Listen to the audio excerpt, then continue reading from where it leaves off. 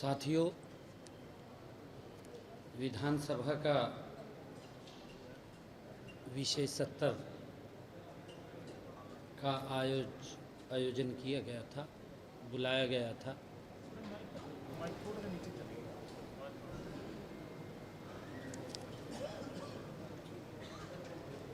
और हमारे विपक्ष के नेता चौधरी भूपेंद्र सिंह हुड्डा जी ने ये आरोप लगाया कि सरकार को यह सत्र बुलाने का अधिकार नहीं। अभी मेरे ख्याल से आरोप लगा करके गए हैं।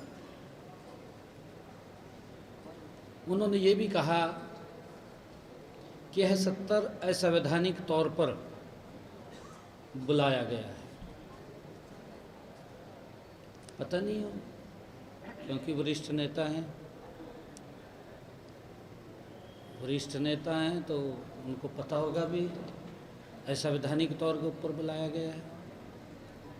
सत्र तो सरकार ने नियम और प्रक्रिया के अधीन बुलाया है, विशेष सत्र बुलाया है, असंवैधानिक नहीं है। महामहिम राज्यपाल महोदय, माननीय राज्यपाल महोदय इसकी अनुमति देते हैं।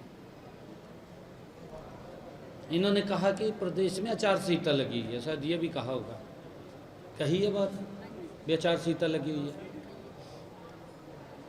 लोकसभा का विशेष सत्र बुलाया गया, कई राज्यों में चुनाव चल रहे थे। ये लेजिस्लेचर का मामला है, इसके ऊपर वो लागू नहीं होता। ये तो बहानेबाजी गढ़ रहे हैं, दुर्भाग्यपूर्ण है। कांग्रेस के लिए दुर्भाग्यपूर्ण है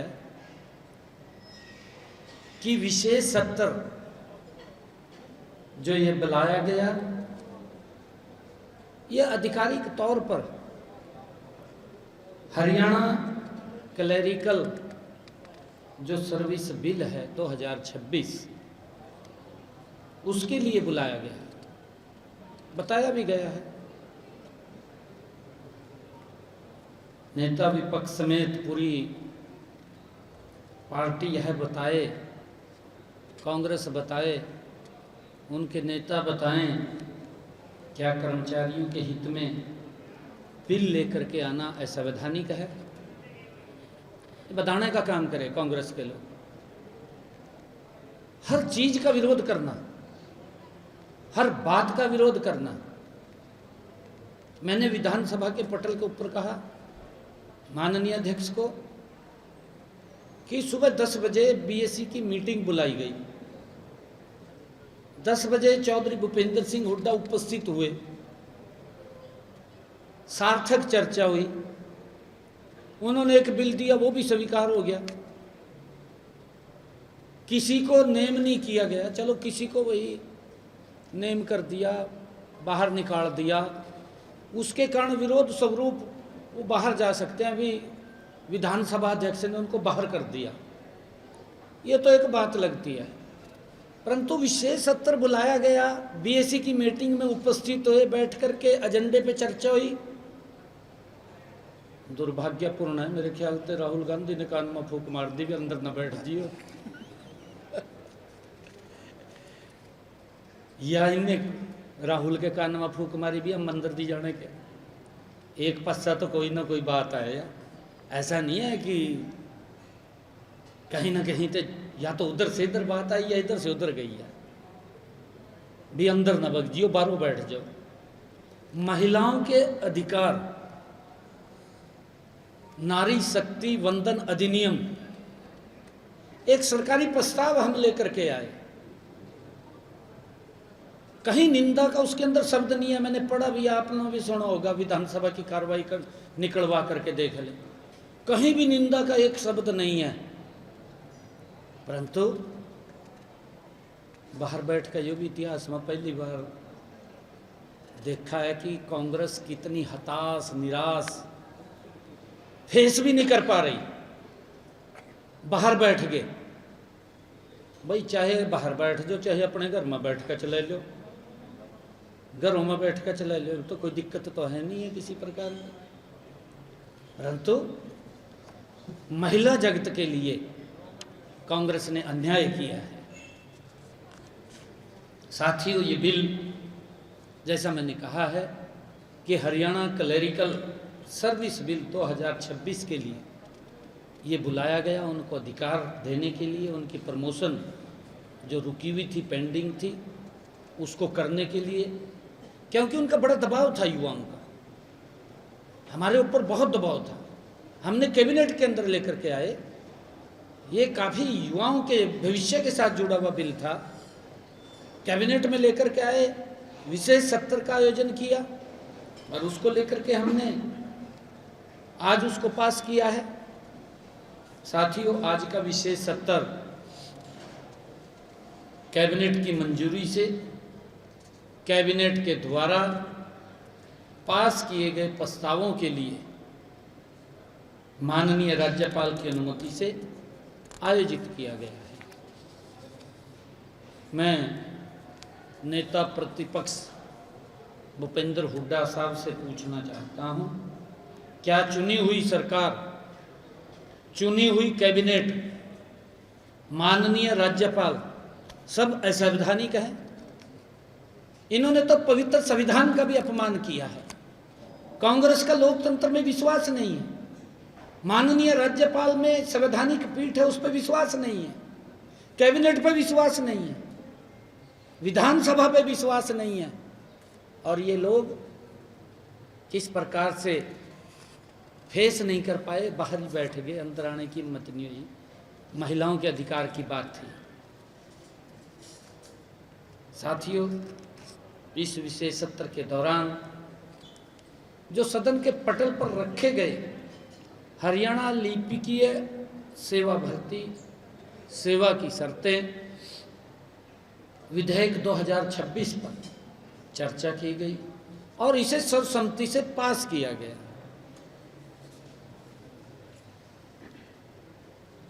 अब हरियाणा लिपिकीय भर्ती सेवा की शर्तें विधेयक 2026 से हमारे चतुर्थ श्रेणी के कर्मचारियों के लिए पदोन्नति की प्रक्रिया को सरल, तेज, अधिक न्याय संगत ये बनाया जाएगा। इस अधिनियम के अंतर्गत कई महत्वपूर्ण बदलाव भी हमने किए हैं, जिनसे कर्मचारियों को सीधा लाभ होगा। इस विधेयक में जो हमारे चतुर्थ श्रेणी के कर्मचारियों की जो क्लरिकल पद पर पदोन्नति का कोटा था, वो 20 से बढ़ा करके 20% से उसको 30% करना वो प्रस्तावित था, उसको किया गया। पहले सीमित पदों के लिए कारण बहुत कम कर्मचारियों को पदोन्नति का अवसर मिल पाता था। अब पदोन्नति कोटा बढ़ने से ग्रुप डी के कर्मचारियों की अधिक संख्या में हमारे क्लर्क पर पद पर वो उनकी प्रमोशन हो जाएगी। विपक्ष द्वारा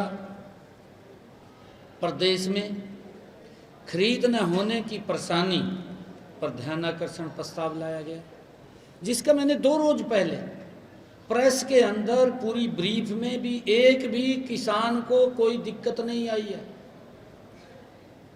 अगर दिक्कत किसी को आई है तो कांग्रेस को दिक्कत आई है। बाज रहे बस, विधानसभा तो भी बाज गए आपके सामने यार, बाज ही रहे यार। राहुल गांधी जेब में हाथ पावा तड़ा हाथ निकल जा, फटी पड़ी जेब, जेबा फटी पड़ी कतई। कारनामे इस प्रकार के हैं, अपने आप जेबे फाड़ ली। ये देश के लोगों ने नहीं इनको कहा था कि आप जेबे फाड़ो, देश के लोगों ने तो सिल के दी इनको, परंतु इन्होंने फाड़ ली। कितना भ्रष्टाचार हुआ, कितने घोटाले हुए। ये भ्रष्टाचार का रोग जेब में कहाँ, जेब तो फटेगी। ये दिखा रहा कहा कुछ नहीं है, जेब फटी पड़ी। ये भी तो रही कुछ नहीं, भी तो देशाला ने, देश के लोगों ने आपको बाहर का रास्ता दिखाई दिया। अब तो पुल्ला रहा नहीं कुछ भी। दुर्भाग्यपूर्ण है, कांग्रेस ने लोकसभा में तो विरोध किया, परंतु इतनी हताश, निराश और कुंठा से ग्रसित कांग्रेस हो गई है कि अब महिला इस सरकारी बिल का भी सामना नहीं कर पाए। कैसे जाएं अंदर? अंदर किस मुंह से जाएं? अंदर नहीं जा पाए। बहुत निराशा के अंदर कांग्रेस पार्टी है। ये तो मनु ऐसा लग रहा कि शायद ये केंद्र वाला ने भला बुरा कह रहे, विथन ने ये क्या कर दी, ये फेस नहीं कर पाए रहे। परंतु ये महिलाओं का अपमान है। मैं कांग्रेस के लोगों को कहना चाहता हूं कि आपका विधानसभा में ना आना ये महिलाओं का बड़ा अपमान है। आप वोट लेने के लिए तो महिलाओं के पास जाते हैं, परंतु जब महिलाओं को अधिकार देने की बात हो तो विधानसभा में नहीं आते हैं, फिर बाहर बैठ जाते हैं। ये चेहरा, ये चरित्र कांग्रेस का प्रदेश की महिलाओं ने देखा है, देश की महिलाएं देख रही हैं कि ये चरित्र है इनका। वोट लेने के लिए तो महिलाओं पे जाते हैं, अधिकार के लिए विधानसभा नहीं जाते हैं, बाहर बैठ जाते हैं, कई प्रकार के झूठ बोलते हैं, कई प्रकार के आरोप लगाते हैं सरकार के ऊपर। मैं धन्यवाद करना चाहूँगा देश के यशस्वी प्रधानमंत्री आदरणीय नरेंद्र मोदी जी का, जिन्होंने महिला सशक्तिकरण का बीड़ा उठाया है 2014 से। जब बेटी बचाओ बेटी पढ़ाओ का नारा हरियाणा की इस पवित्र भूमि से आदरणीय नरेंद्र मोदी जी ने दिया, जिससे लाखों बेटियों को जीवन दान मिला है, उनको सशक्त किया गया, उनको सशक्तिकरण की तरफ गति से ले जाया गया। और आज उस सशक्तिकरण के अंदर बेटी बचाओ बेटी पढ़ाओ अभियान से शुरुआत करके नारी शक्ति वंदन अधिनियम तक पहुंचाने का काम ये नरेंद्र मोदी जी ने किया। उनकी सोच है कि आज महिलाएं किसी से कम नहीं हैं, महिलाएं विकसित भारत में बराबर की हक की वो हिस्सेदारी है। इसी कारण से ये बिल आया है। आज मैं देख रहा हूँ आपके सामने हैं, हमारी कितनी बेटियां पत्रकारिता में काम कर रही हैं। आज हमारी बेटियां डॉक्टर बनकर के लोगों का जीवन बचाने का काम कर रही हैं। आज हमारी बेटियां एडवोकेट बनकर के लोगों को न्याय दिलवाने का काम कर रही हैं। आज हमारी बेटियां बॉर्डर के ऊपर खड़ी होकर के इस देश की रक्षा कर रही हैं। आज हमारी बेटियां मिग वाहन जैसे जहाज को उड़ाने का काम हमारी बेटियां कर रही हैं, परंतु कांग्रेस उनको आगे बढ़ने से रोक रही है, क्योंकि ये इनकी सोच, इनकी मंशा जग जाहिर हुई है। अब इनको कांग्रेस और इंडी गठबंधन वालों को किसी को भी कोई अब बाहर का रास्ता ये दिखाएंगे। पंजाब वाले भी बोल रहे थे, पंजाब वाले भी बोल रहे थे कि उनको कोई अधिकार न मिले, उन्होंने भी उसका विरोध किया। पंजाब में भी पता लगेगा, अभी बंगाल के अंदर भी पता लग रहा, जब 4 मई को रिजल्ट आएगा साफ हो जाएगी टीएमसी, बिल्कुल साफ हो जाएगी। और पंजाब के अंदर भी महिलाएं देख रही हैं, कई प्रकार के अनर्गल प्रचार कर रहे हैं ये इंडी गठबंधन के लोग, झूठ बोल रहे हैं, झूठ बोल के गुमराह करने की बात कर रहे हैं। अभी आपके सामने बोल दिया कहा संवैधानिक अधिकार था, शासन नहीं बुला सकते थे। भाई चाहे अपने आप को राजनीतिक खिलाड़ी समझ रहा, क्यों गुमराह कर रहा प्रदेश को? इतने लंबे समय का इस विधानसभा का सदस्य है, लोकसभा का सदस्य रहा है, कई बार विपक्ष का नेता है, आप 2 बार मुख्यमंत्री रहे हैं प्रदेश के। आप किस प्रकार, किस मुंह से ये कह सकते हैं कि ये सदन असंवैधानिक तरीके से बुलाया गया है? बताए ना, वो आरोप तो लगाई दिया कि असंवैधानिक तरीके से बुलाया गया, परंतु ये तो बताए ना भी असंवैधानिक तरीका क्या था, क्यों गलत तो ये बुलाया गया। मैंने कहा ना भी अभी लोकसभा का सत्र चला है, 5 कई राज्यों के चुनाव चल रहे हैं, विशेष सत्र बुलाया गया। लेजिस्लेचर का मामला है, इसके अंदर कोई बुला सकते हैं, ये सरकार का अधिकार है, जब आवश्यकता पड़ती है बुला सकते हैं। इनके समय के अंदर ये तो आम सत्र नहीं बुलाते थे, विशेष सत्र तो ये क्या बुलाना है इनका, आम सत्र नहीं ये लोग बुलाते थे। ये तो बस राजी रहा थे भी सत्ता में है, इस बात पे राजी रहा थे, परंतु किस प्रकार से ध्यान भटकाने का काम कर रहे हैं। साथियों, नारी शक्ति वंदन अधिनियम पर एक सरकारी प्रस्ताव ये लाया गया है, जिसे ध्वनि मत से पारित किया गया है, लेकिन कांग्रेस आज सदन की कार्रवाई में शामिल नहीं हुई। ये दुर्भाग्यपूर्ण है। महिलाओं को कांग्रेस ने अपमानित किया है, अपमानित करने का काम कर रहे हैं। अरे आका बैठ जंदे, कुछ ना बोल दे। महिलाओं को ये तो लगता भी चलो वोट लेने तो आ जाने, बैठे तो आया नहीं बोल ले कुछ भी, मुंह के ऊपर इन्होंने ताला ले लिया। बोलना चाहिए था आकर के अंदर, कुछ ना कुछ तो बोल दे BCD निमी कहते भी थम गलत लेकर आए भाई, पर अंदर आना चाहिए था। इनका विपक्ष की ये ड्यूटी थी। और कांग्रेस ने बाहर एक असंवैधानिक तरीके से डुप्लीकेट एक सदन चलाई। जब विधानसभा अंदर चल रही थी तो पार्किंग में बैठ कर क्या ढूंढ रहे थे भाई, क्या ढूंढ रहे थे पार्किंग में बैठ कर भाई, अंदर सदन चल रही है, अंदर विधानसभा अध्यक्ष ने कुर्सियों का इंतजाम किया हुआ है भी, आप कुर्सियों पे बैठिए। परंतु आप इतना ज़्यादा हताश निराश हो जाएंगे कि इसका सामना नहीं कर पाएंगे। ये तो महिला विरोधी भी हैं, कर्मचारी विरोधी भी हैं, ये कुंठा से ग्रसित हो गए हैं। कुछ नहीं बचा कांग्रेस के पास, ये तो मरी जहाँ इधर उधर के झूठ फैलाते हैं। झूठ फैलाने में मास्टर पर ही समझ गए लोग, देश के भी समझ रहे, प्रदेश के भी समझ रहे भी झूठ थे स्वाय कुछ नहीं है। ये तो सवेरे ही उठते हैं, दिल्ली ते एक अद्धा ट्रक झूठ का जा और उन्होंने गति ते फैलाने का काम करा झूठ को। ये हालात इनके हैं। साथियों, इस पार्टी को सिर्फ दिल्ली से एक परिवार ही चलाता है, एक परिवार, जैसा वो कहेगा। मैंने कहा ना आपको भी, फोन उधर से आया या इधर से गया। जब वो BSc की मीटिंग के अंदर बैठ करके एन सौहार्दपूर्ण चर्चा हो गई, जो भी लेजिस्लेटर था, विधायी कार्य थे, उनके ऊपर चर्चा हुई, फिर बाहर बैठने का क्या मतलब था? बाहर नहीं बैठना चाहिए था। ये मेरे ख्याल से या तो इन्होंने कहा भी हम बाहर बैठ जाए, क्योंकि ये भी फीड करते हैं ना, ये चलाते हैं। हम पिछले दिनों इन्होंने कह दिया कि भारत जोड़ो यात्रा चला दे, कि वो भी चल दे। अब बेचारा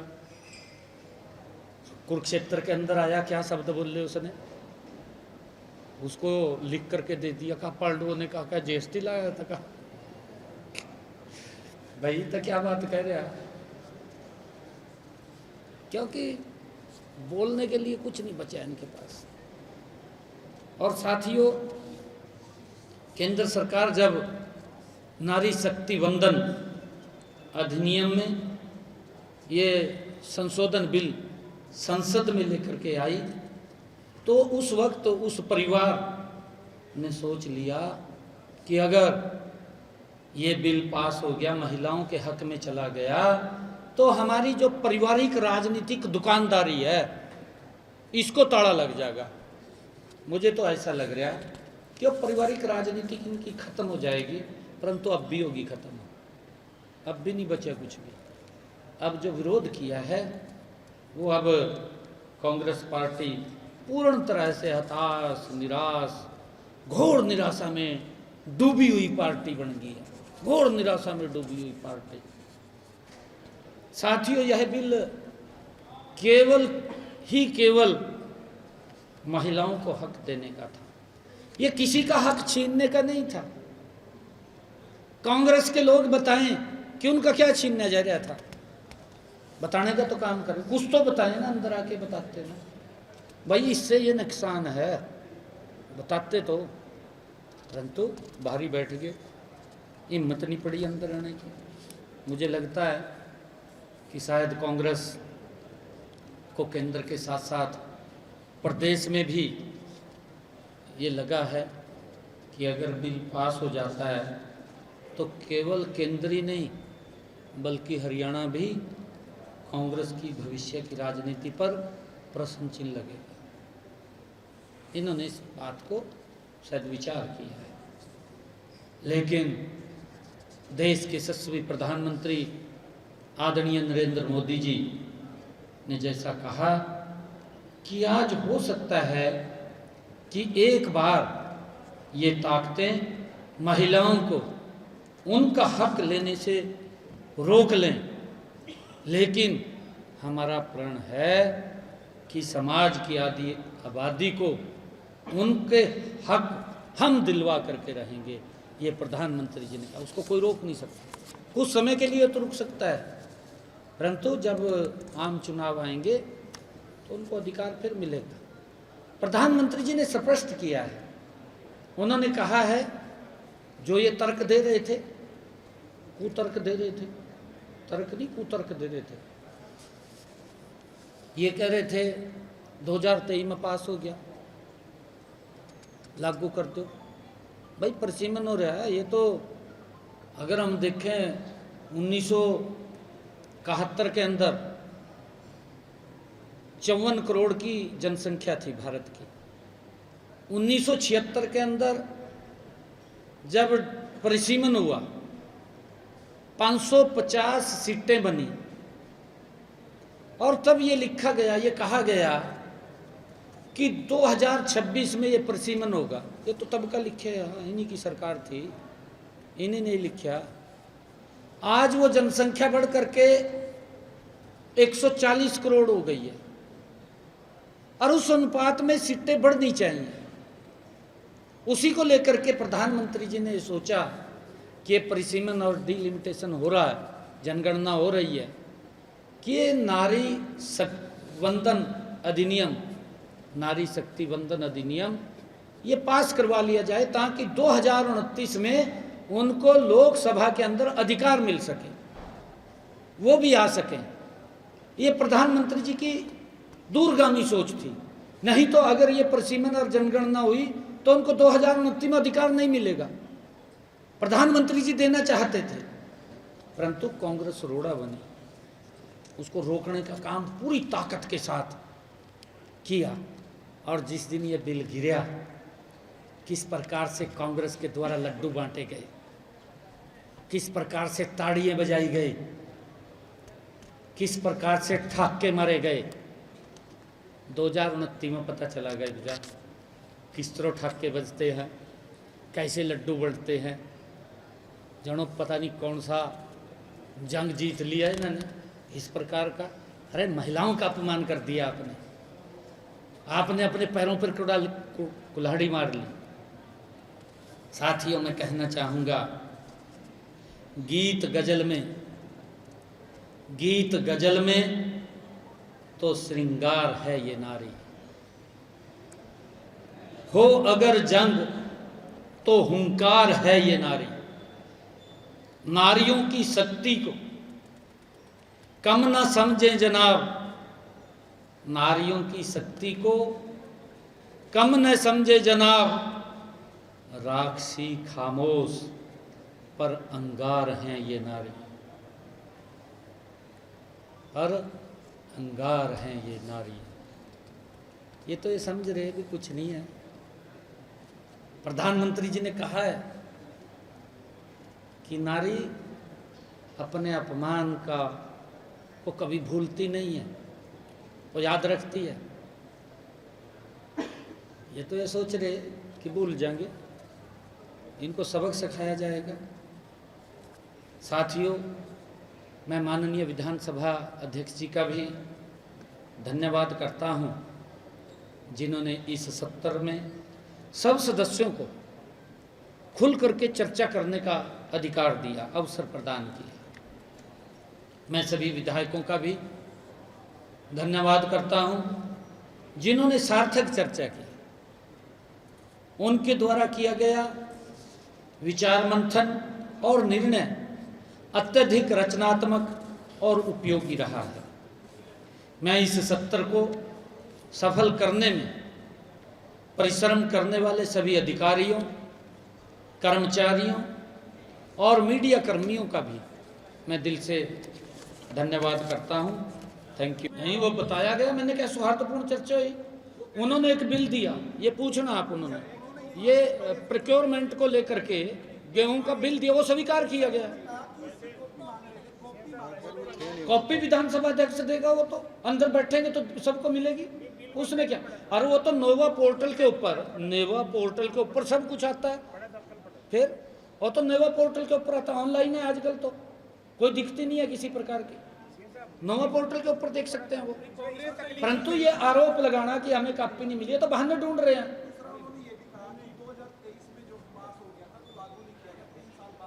मैंने यही तो बताया है ना जी, मैंने यही बताया है। प्रधानमंत्री जी की सोच थी कि ये जो मैंने आपको डिटेल में बताई, मैं दोबारा रिपीट कर रहा हूँ इस बात को, कि 1971 में भारत की जनसंख्या 54 करोड़ थी।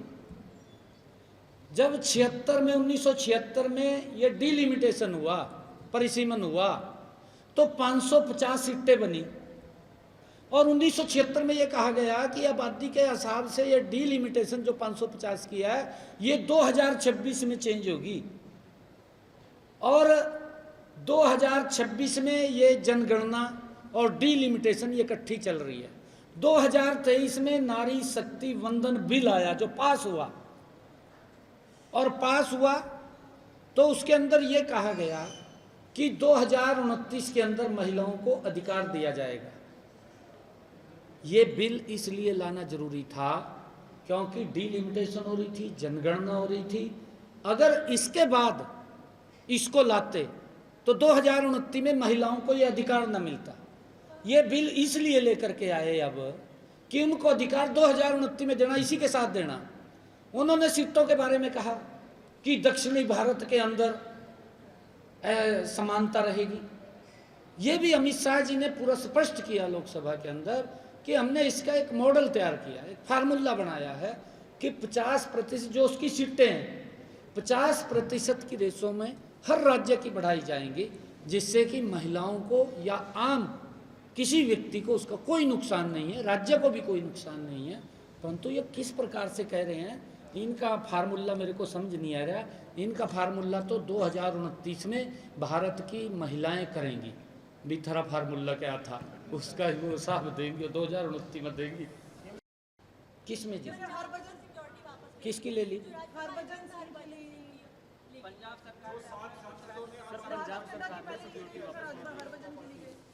देखिए, आम आदमी पार्टी ने बड़े बड़े सजावाग दिखाए, बड़े बड़े झूठ बोल दिए, और इतने झूठ बोले।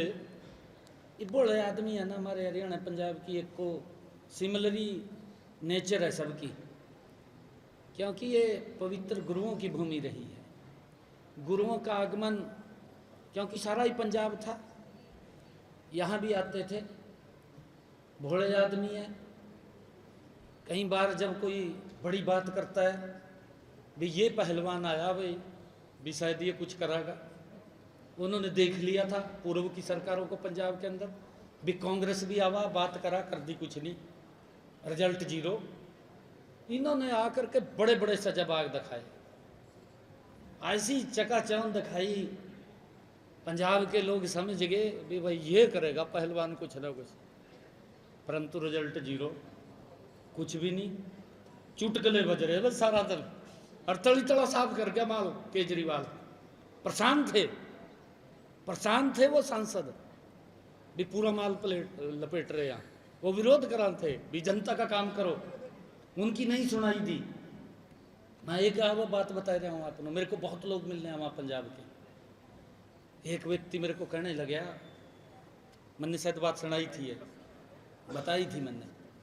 मेरे को एक आदमी कहने लगा, कहा जिन्होंने कहा कि हम ये नशा बंद कराएंगे, अखबारों में भी बड़ी बड़ी ऐड दी गई कि युद्ध नशे के विरुद्ध, बड़ी ऐड दी गई युद्ध नशे के विरुद्ध।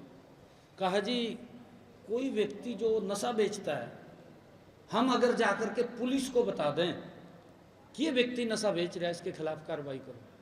कहा जी शाम नू कोई बुक्की का थैला भर का हमारे ऊपर पर्चा दर्ज कर देंगे, कहता ही बेच रहा। ये हालात है पंजाब के।